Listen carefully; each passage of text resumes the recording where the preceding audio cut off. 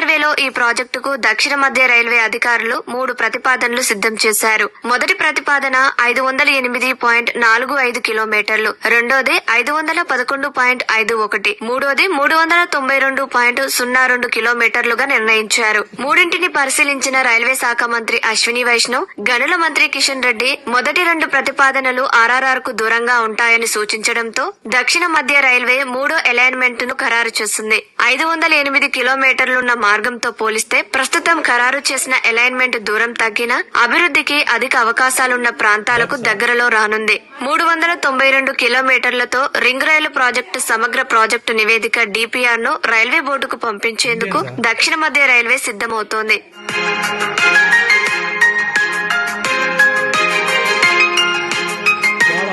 హైదరాబాద్ చుట్టూ 361 కిలోమీటర్ల మేర ఆర్ఆర్ఆర్ రానుంది. దానికి 3 నుంచి 5 కిలోమీటర్ల దూరంలోనే వచ్చేలా ఔటర్ రింగ్ రైలు అలైన్మెంట్ ను ఖరారు చేశారు. 2 చోట్ల మాత్రం 11 కిలోమీటర్ల దూరం ఉండనుంది. ఔటర్ రింగ్ రైలు ప్రాజెక్టులో 6 చోట్ల రైల్ ఓవర్ రైల్ ROR వంతెనలు రానున్నాయి. కొత్త లైన్ ను ఎత్తుగా ఫ్లైఓవర్ లో నిర్మిస్తారు. మాసాయిపేట, గూళ్లగూడ, బూర్గుల, వలిగొండ, వంగపల్లి, గజ్వెల్ ను ROR ప్రాంతాలుగా ప్రతిపాదించారు.